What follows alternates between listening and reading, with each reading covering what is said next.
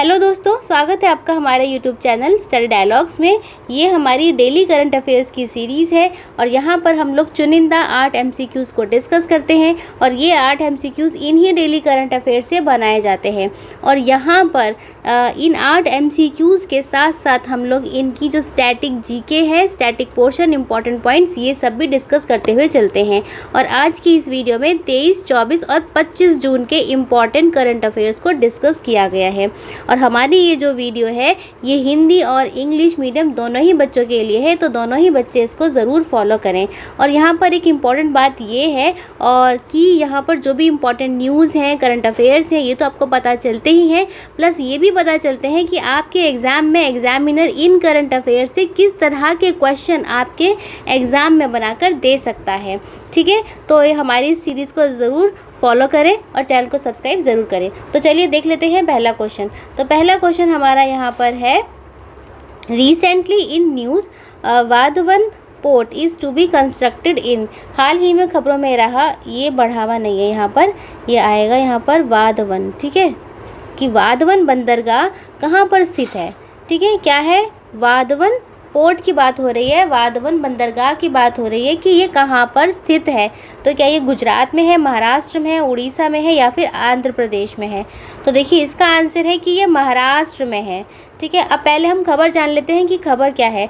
तो न्यूज़ ये है कि जो हमारी जो सेंट्रल गवर्नमेंट है, यूनियन कैबिनेट है, उन्होंने क्या करा है, यूनियन कैबिनेट ने इस वाधवन पोर्ट को डेवलपमेंट करने के लिए, कंस्ट्रक्ट करने के लिए इसको अप्रूवल दे दिया है। ठीक है, इसको अप्रूव दे दिया है कि हाँ ये पोर्ट बनाया जाएगा। और ये जो पोर्ट है ये हमारा ग्रीन फील्ड पोर्ट है। ठीक है, ग्रीन फील्ड का मतलब है कि ये शुरुआत से एकदम बिल्कुल खाली जगह पर नया कंस्ट्रक्शन होगा। दो तरह के कंस्ट्रक्शन होते हैं, एक होता है ग्रीन फील्ड और एक होता है ब्राउन फील्ड। तो ये ब्राउन फील्ड नहीं है। ब्राउन फील्ड कंस्ट्रक्शन वो कंस्ट्रक्शन है जहाँ पर पहले से थोड़ी बहुत बिल्डिंग बनी हुई है, उसको और ज़्यादा आगे बढ़ाकर ले जाना, लेकिन ये नहीं है, ये ग्रीन है। ठीक है ना, खाली जगह पर शुरुआत से नया पोर्ट बनेगा। तो इस चीज़ का अप्रूवल यूनियन कैबिनेट यानी कि सेंट्रल गवर्नमेंट यानी कि केंद्र सरकार ने दे दिया है। तो ये तो हमारी थी न्यूज़। तो इस न्यूज़ से क्या हमारे एग्जाम में क्या आ सकता है कि वाधवन पोर्ट कहाँ पर बनाया जाएगा। तो ये आएगा, ये महाराष्ट्र में बनाया जाएगा। ठीक है, तो महाराष्ट्र, देखो अगर हम इसको मैप में देखें तो अगर इंडिया के डायग्राम में इधर की तरफ बनेगा ये। ठीक है ना, महाराष्ट्र इधर वाला पोर्शन है महाराष्ट्र का। ठीक है, अब इसके कुछ इंपॉर्टेंट पॉइंट्स भी देख लेते हैं हम लोग। तो इम्पॉर्टेंट पॉइंट इसका ये है कि ये जो प्रोजेक्ट है, पहली बात तो ये है कि ये महाराष्ट्र के पालघर डिस्ट्रिक्ट में बन रहा है। ठीक है, कहाँ बन रहा है, पालघर डिस्ट्रिक्ट में बन रहा है। दूसरा ये है कि ये इसके जो उद्देश्य है, इसका जो ऑब्जेक्टिव है वो वही ऑब्जेक्टिव है जो कि PM गति शक्ति प्रोग्राम का है। ठीक है, PM गति शक्ति प्रोग्राम क्या है आपको पता होगा, ये भी एक नई प्रोग्राम आ रखा है ना। हमारे प्रधानमंत्री मोदी जी ने इसके बारे में बहुत कुछ पहले बातें हुई थी इस चीज़ के बारे में। अच्छा, ये पोर्ट बनने के बाद क्या होगा, देखिए ये पोर्ट बनने के बाद क्या होगा कि हमारी जो देश की जो कनेक्टिविटी है और जो हमारा ट्रेड है वो बहुत ही ज़्यादा आगे बढ़ जाएगा। अब कैसे बढ़ेगा, इसके फ़ायदे क्या क्या हैं। पहली बात तो ये है कि यहाँ पर ये वाधवन पोर्ट है, तो इधर की तरफ आपको पता होगा, इधर की तरफ क्या पड़ता है, इधर की तरफ है ये अरेबियन सी है ना, अरब सागर, जिसको क्या बोलते हैं, अरब सागर। ठीक, तो ये है अरब सागर। तो इसकी जो कनेक्टिविटी होगी, इस पोर्ट की कनेक्टिविटी अरब सागर से हो जाएगी। पहला पॉइंट ये हो गया। ठीक है, अब इधर की तरफ यहाँ पर आपको पता होगा अफ्रीका का कोस्ट पड़ता है यहाँ पर। तो दूसरा यहाँ पर फ़ायदा ये होगा कि यहाँ से भी हमारा जो ट्रेड है, हमारा जो व्यापार है वो हमारा बढ़ेगा। ठीक है ना, क्योंकि यहाँ से हमारी बहुत ज़्यादा नज़दीकता हो जाएगी कि यहाँ पे हम लोग ट्रेड कर सकें। अफ्रीका कंटिनेंट के जितने भी कंट्रीज़ हैं ईस्ट कोस्ट की तरफ यानी कि पूर्वी तट की तरफ जो कंट्रीज़, जो देश पड़ रहे हैं, उनके साथ में हमारा जो व्यापार है वो बढ़ जाएगा। ठीक है, तीसरा ये होगा कि यहाँ पर जो पर्शियन गल्फ़ पड़ती है ना, पर्शियन गल्फ़ में भी इसकी कनेक्टिविटी बढ़ जाएगी और हमारा व्यापार बढ़ेगा। ठीक है, अच्छा अब आपको पता होगा कि international north south transport corridor है ना, वो उस वाले ये जो कॉरिडोर है उस कॉरिडोर के साथ ये पोर्ट और जुड़ जाएगा। तो इस चीज़ को और बढ़ावा देगा, क्योंकि international north south transport corridor में कौन कौन सी कंट्रीज़ कनेक्ट हो रही हैं? ईरान हो रही है ना, ईरान है और है आपका तो ये ईरान हो गया और यहाँ पर आएगा अजरबैजान, ठीक है। एक दूसरी कंट्री है यहाँ पर, दूसरा देश है अजरबैजान, और अजरबैजान के बाद आता है रशिया। तो ये वाली चीज़ की भी हम लोग बातें कर रहे हैं। तो अब इसके साथ साथ एक वादवन पोर्ट और जुड़ जाएगा जो कि वेस्टर्न तट पर पड़ता है, मतलब कि पश्चिमी तट पर पड़ता है, ठीक है ना, समुद्र में है ये, ठीक है। तो मैं आशा करती हूँ कि आपको सारे पॉइंट्स समझ में आ गए होंगे, इम्पॉर्टेंट है, लिख लीजिए। चलिए अब सेकंड क्वेश्चन पर चलते हैं। देखो सेकंड क्वेश्चन में जाने से पहले जो हमारे चैनल पर नए बच्चे आ रहे हैं उनको हम ये बता दें कि हमारे चैनल पर कई सारी सीरीज़ चल रही हैं। तो उनमें पहली सीरीज़ तो यही है 8 MCQs की, जो मैं यहाँ पर अभी आपको पढ़ा रही हूँ।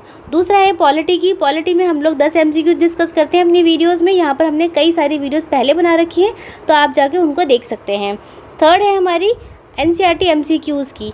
देखिए NCERT MCQs NCERT की 2 सीरीज़ है हमारे यहाँ पर, कि पहला है हमारा कि पहले हम लोग डिटेल्ड एनालिसिस करते हैं, यानी कि फुल चैप्टर यहाँ पर पढ़ाया जाता है। फिर उस चैप्टर में से जो इम्पोर्टेंट MCQs बनते हैं वो यहाँ पर डिस्कस करे जाते हैं, ठीक है। तो ये वाली सीरीज़ जो है वो हिंदी और इंग्लिश मीडियम दोनों के ही लिए है, वैसे सारी ही हिंदी इंग्लिश मीडियम के लिए है। और प्लस ये बिल्कुल फ्री है, कोई चार्जेस नहीं है। अगर आप दूसरे चैनल्स पर जाएंगे तो वहाँ पर आपसे फ़ीस चार्ज करी जाती है, लेकिन हमारे यहाँ पर एकदम फ्री है। MCQs भी फ्री हैं और ये NCERT की जो फुल चैप्टर पढ़ाए जाते हैं वो भी एकदम फ्री हैं। फिफ्थ नेक्स्ट है हमारी ट्रिक्स की। यहाँ पर 5 MCQs पढ़ाए जाते हैं जो कि हमारे एग्ज़ाम में आते हैं, ठीक है। और इस तरह से अगर हम उन्हें एक ट्रिक के साथ पढ़ा जाए तो एग्ज़ाम में उनके 100% सही होने की संभावना ज़्यादा बढ़ जाती है। तो आप इनको ज़रूर देखिए। और नेक्स्ट है हमारा current affairs monthly.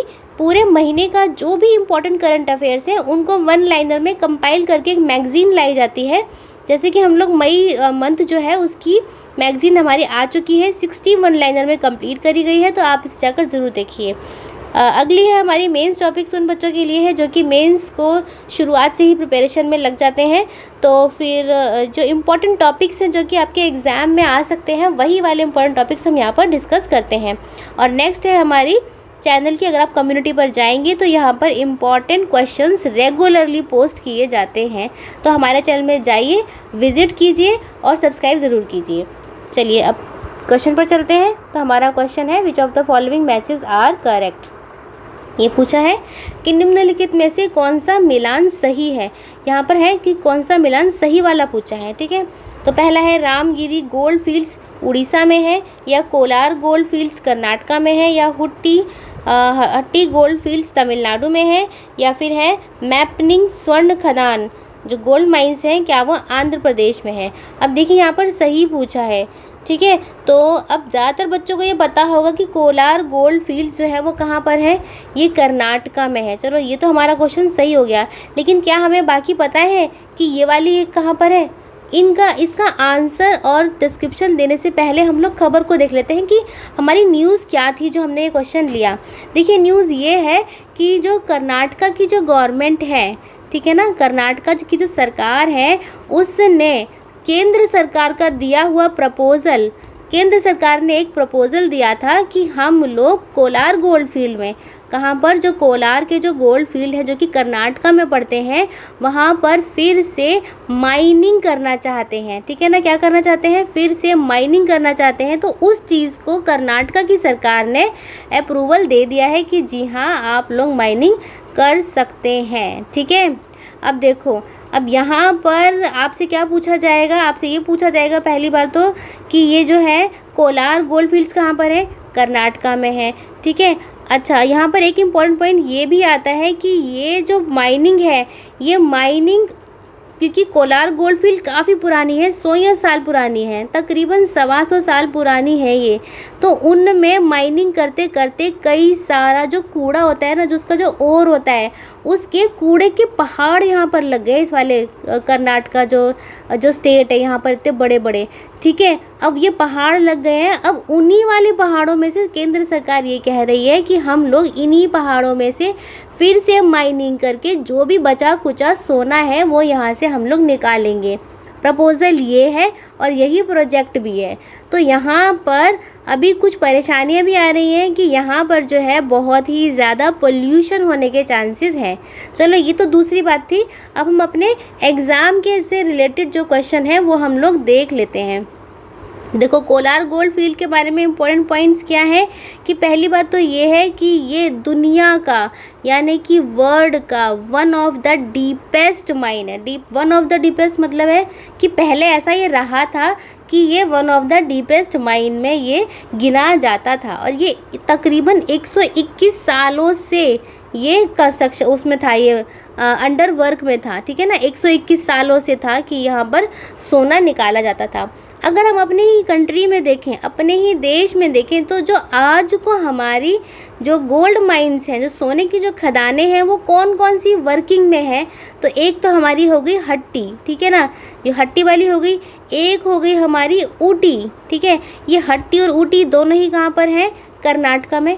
Important point है, साथ के साथ नोट करते चले जाइए। और एक है हीरा बुदीनी माइंस, कौन सी है, हीरा बुदीनी। ये भी पूछा जा सकता है कि हीरा बुदीनी माइंस कहाँ पर है, तो ये हैं झारखंड में, ठीक है।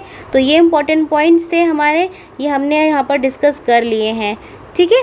और देखो इसका अगर मैं बोलूँ तो ये जो है ये वाला, ये गलत क्यों है, ये आंध्र प्रदेश नहीं है, ये है साउथ अफ्रीका। ये हमारे देश में ही नहीं है, ये अफ्रीका में आएगा।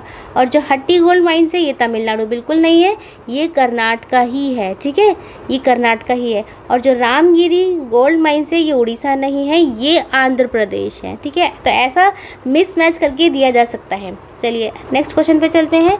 तो नेक्स्ट क्वेश्चन है हमारा, which of the statements are correct regarding the free movement regime. देखिए फ्री मूवमेंट रजीम के बारे में पूछा गया है, यानी कि मुफ्त आवाजाही व्यवस्था के संबंध में कौन सा कथन सही है, ये पूछा है।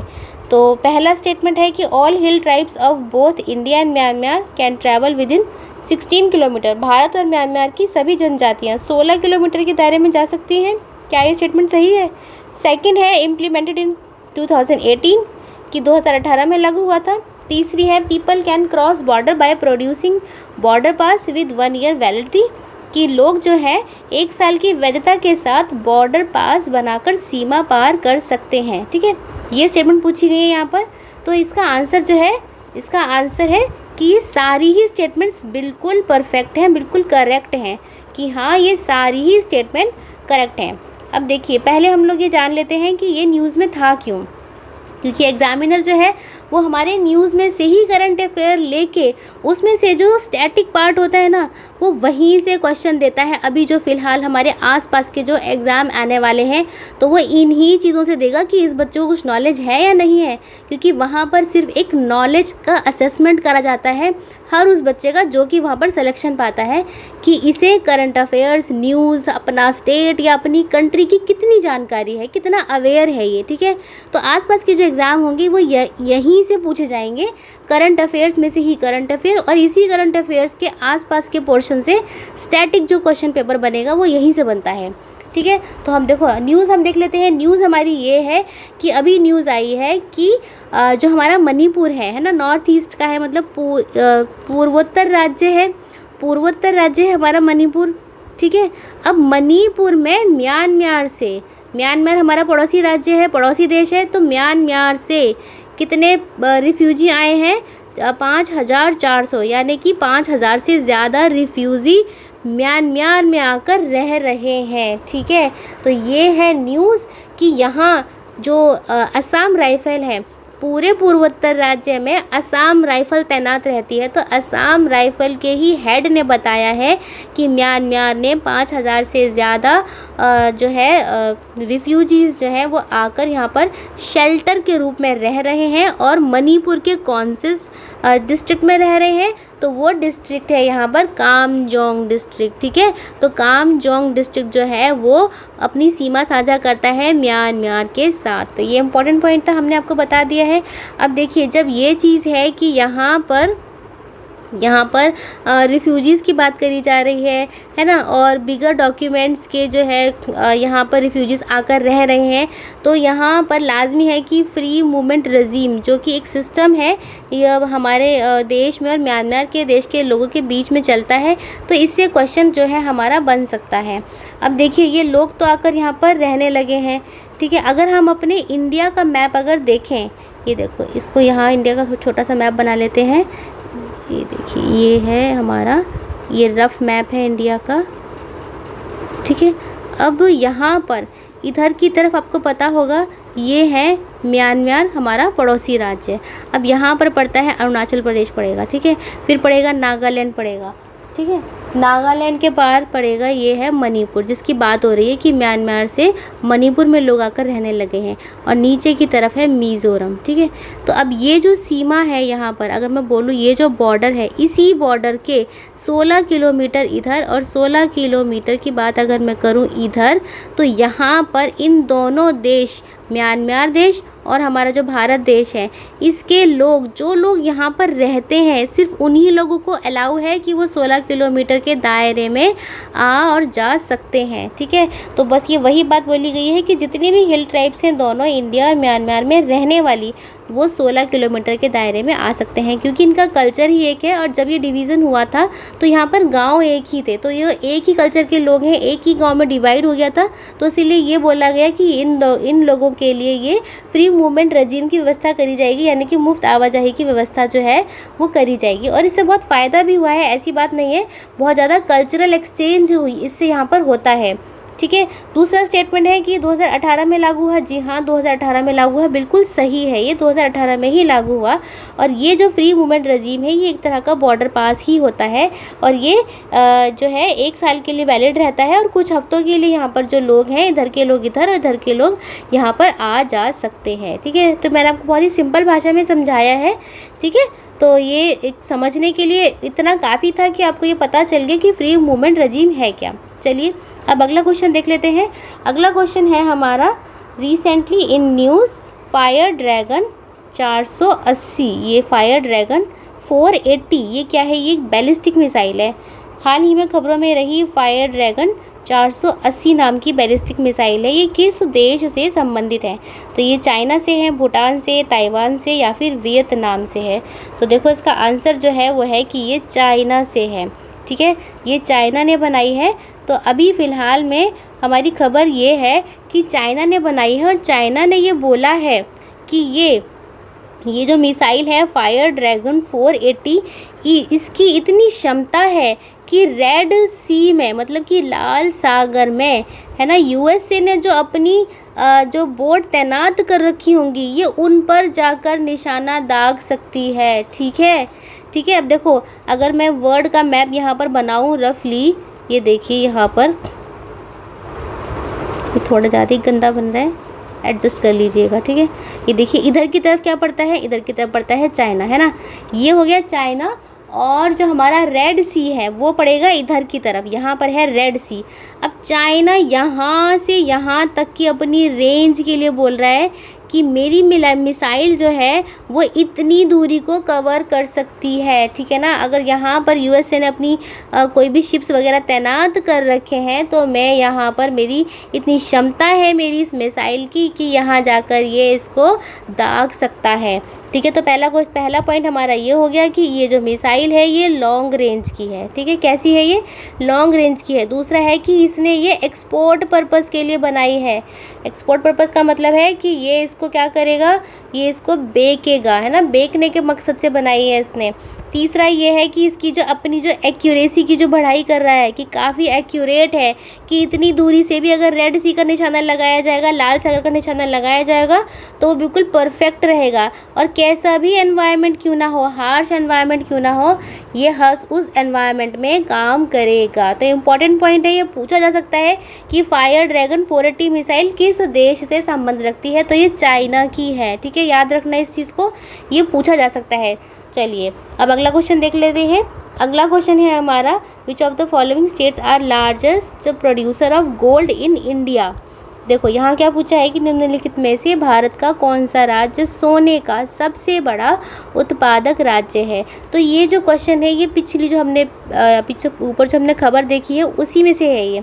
तो क्या ये उड़ीसा है हमारे यहाँ का, कर्नाटक है, महाराष्ट्र है या फिर झारखंड है। तो देखो इसका अब हम पहले न्यूज़ को डिस्कस कर चुके हैं, तो इसका सही आंसर तो यही है कि हाँ कर्नाटका है, ठीक है ना। कर्नाटक जो है वो लार्जेस्ट प्रोड्यूसर है, आज भी क्या है, लार्जेस्ट प्रोड्यूसर है सोने का, यानी कि गोल्ड का, क्योंकि कर्नाटक के अंदर ही हमने भी क्या पढ़ी थी, उसी के अंदर क्या है, कोलार गोल्ड फील्ड्स हैं, ठीक है ना। कोलार के अलावा और भी है उसके अंदर, कौन सी, जैसे कि धारवाड़ हो गई, ठीक है, ये हमें पता होना चाहिए। धारवाड़, हरदन, रायचूर, कोलार जो है इस एरिया के आसपास पाई जाती है, ठीक है। चलिए अब नेक्स्ट क्वेश्चन देख लेते हैं। नेक्स्ट क्वेश्चन है theme of world refugee day. Theme of world refugee day का यहाँ पे थीम पूछा गया है, विश्व शरणार्थी दिवस का थीम है, यहाँ पे है आएगा, ठीक है। क्या है, for a world where refugee are welcome, एक ऐसी दुनिया जहाँ शरणार्थियों का स्वागत किया जाता है, क्या ये है इसका थीम, या फिर रिफ्यूजीज़ आर वेलकम, शरणार्थियों का स्वागत है, या whole world is in support of refugees, पूरा विश्व शरणार्थियों के साथ है। तो इसका जो आंसर है वो ये है, for a world where refugees are welcome, एक ऐसी दुनिया जहाँ शरणार्थियों का स्वागत किया जाता है। ये याद रखना कि ये इसका थीम है, ठीक है। अब देखो इसका पहला पॉइंट क्या आएगा कि 20 जून को, अभी 20 जून गया है, तो 20 जून को वर्ल्ड रिफ्यूजी डे मनाया जाता है, ठीक है, इम्पॉर्टेंट है, तो ये पेपर में आ सकता है, ठीक है। और ये दिन उन लोगों के लिए डेडिकेटेड है, millions of peoples, millions of लोग ऐसे हैं जो कि मजबूरन अपने घरों को, जिन्हें छोड़ना पड़ता है, अपने घरों को छोड़कर, ठीक है ना, दूसरी जगहों पर शरण मांगनी पड़ती है, उन लोगों क्या बोलते हैं, रिफ्यूजी बोलते हैं। और रिफ्यूजी कोई अपने आप नहीं बनता, ये कंडीशंस ऐसी हो जाती है, जैसे कि मानो कहीं पर वॉर चल रही है ना, वॉर है, या फिर कहीं पर कोई अत्याचार हो रहा है, परसिक्यूशन हो रहा है, ठीक, या फिर कोई नेचुरल कैटास्ट्रॉफ आ गया है, नेचुरल कैलामिटी आ गया, प्राकृतिक आपदा आ गई है, तो उन वजहों से उन्हें अपने घरों को छोड़ना पड़ता है और दूसरे देशों में जाकर एक शरणार्थी और शरण मांग कर रहना पड़ता है, तो इस चीज़ को बोला जाता है रिफ्यूजी। तो यहाँ पर 20 जून को मनाया जाता है ये वर्ल्ड रिफ्यूजी डे। तो पहले अब इसको जो है डिक्लेयर किसने करा था, डिक्लेयर करा था यूनाइटेड नेशन जनरल असेंबली ने डिक्लेयर करा था, ठीक है। पहले इसको विश्व शरणार्थी दिवस को अफ्रीकन रिफ्यूजी डे बोला जाता था। तो अब देखो एग्ज़ाम में ना थीम पूछी जाती है, क्योंकि अभी भी हमारा जो विश्व है, हमारी जो दुनिया है, उसमें आज भी जो है कई सारे जो देश हैं उनमें वॉर चल रही है, यानी कि युद्ध चल रहा है, जैसे कि यूक्रेन में चल रहा है, आपको पता होगा, यूक्रेन है, रशिया है, इज़राइल के लोग देखो है कि नहीं है, पैलेस्तीन के लोग हो गया, अपना जो पड़ोसी देश है म्यांमार, वहाँ पे भी ऐसी स्थिति है। तो देखो ये क्वेश्चन पूछना लाजमी है आपसे, ठीक है। चलिए अब नेक्स्ट क्वेश्चन देख लेते हैं। तो नेक्स्ट क्वेश्चन है, India shares border with Myanmar of length. अब भारत म्यांमार के साथ कितनी लंबी सीमा साझा करता है। देखो ये वही क्वेश्चन है जो पीछे हमने डिस्कस करा था फ्री ट्रेड फ्री रेजीम का, तो वहीं से ये बना है क्वेश्चन, वहीं से ये क्वेश्चन बना है। देखिए पहले हम यहाँ पर थोड़ा सा ड्रॉ कर लेते हैं ये इस तरह से, और यहाँ पर हमारी पड़ती है ये नॉर्थ ईस्ट है ना, पूर्वोत्तर राज्य पड़ते हैं यहाँ पर ये। तो ये यहाँ की लेंथ पूछी है, ये वाला जो बॉर्डर एरिया है ना, इसको इस कलर से कर लेते हैं। देखो यहाँ से लेके यहाँ तक ये कि म्यांमार के साथ कितनी लंबी सीमा साझा करता है, क्योंकि यहाँ पर है म्यांमार और ये है इंडिया, ठीक है। तो ये वाला जो बॉर्डर है ये कितनी लेंथ है इसकी, तो इसकी लेंथ है 1643 किलोमीटर, ठीक है। कितनी है, 1643 किलोमीटर इसकी जो है वो लंबाई है। अब यहाँ पर कौन कौन से स्टेट आते हैं वो भी पूछ सकते हैं। तो सबसे ऊपर हमारा पड़ता है अरुणाचल प्रदेश पड़ता है, ठीक है। सेकंड नंबर उसके और नीचे आएंगे तो नागालैंड पड़ेगा, फिर और नीचे आएंगे तो मणिपुर पड़ेगा, और यहाँ पर पड़ेगा मिज़ोरम, ठीक। ये वाला, ये जो लाइन है ये वाली ये है जो पूछा जा सकता है। और यहाँ पर कौन तैनात रहता है, यहाँ पर है हमारे देश की असम राइफल तैनात रहती है, ये हमें याद रखना है, ठीक है। चलिए अगला क्वेश्चन देख लेते हैं। अगला क्वेश्चन है हमारा, state of global air report released by. देखिए state of global air report है, ये जारी कौन करता है, किसके द्वारा जारी करी जाती है? तो क्या ये हेल्थ इफेक्ट्स इंस्टीट्यूट और यूनिसेफ के द्वारा करी जाती है, या फिर विश्व स्वास्थ्य संगठन वर्ल्ड हेल्थ ऑर्गेनाइजेशन और रेड क्रॉस के सहयोग से होती है, या फिर रेड क्रॉस और यूनिसेफ के सहयोग से है, या फिर इनमें से कोई नहीं? तो देखिए इसका जो आंसर है वो है हेल्थ इफेक्ट्स इंस्टीट्यूट और यूनिसेफ, ये दोनों मिलकर अपने साझा प्रयासों के साथ इस रिपोर्ट को रिलीज़ करते हैं। तो अभी ये रिपोर्ट आई है, ठीक है। तो इसमें जो है ये बताया गया है कि जो हमारा जो वायु प्रदूषण है, यानी कि जो एयर पोल्यूशन है, वो सेकंड यानी कि दूसरा सबसे बड़ा पूरे विश्व का ग्लोबल रिस्क फैक्टर बन चुका है डेथ के लिए। जी हाँ, अब लोग वायु प्रदूषण यानी कि एयर पोल्यूशन से भी लोगों की मौतें ज़्यादा नंबर पर हो रही हैं। ये समस्या जो है वो गंभीर हो गई है, ठीक है। तो state of global air report जो है वो हमारे एग्ज़ाम के लिए बहुत इम्पॉर्टेंट है, ठीक है, जिसको क्या लिखते हैं, state of global air report, ठीक है। अब देखो, अब इसके पॉइंट्स देख लेते हैं। अगर हम यहाँ पर वैसे अगर नॉर्मली देखा जाए ना, तो एयर पोल्यूशन चाहे आप पूरे विश्व के लेवल पर देख लो, यानी कि वर्ल्ड के लेवल पर देख लो, या फिर आप छोटे बच्चों में देख लो, तो छोटे बच्चों में भी सेकंड नंबर पर जो सेकंड लार्जेस्ट जो रीज़न आएगा एयर पोल्यूशन ही आता है डेथ का। और नॉर्मली भी अगर देखा जाए नॉर्मल इंसानों में, तो उनमें भी सेकंड लार्जेस्ट ये रीज़न आता है, ठीक है। अब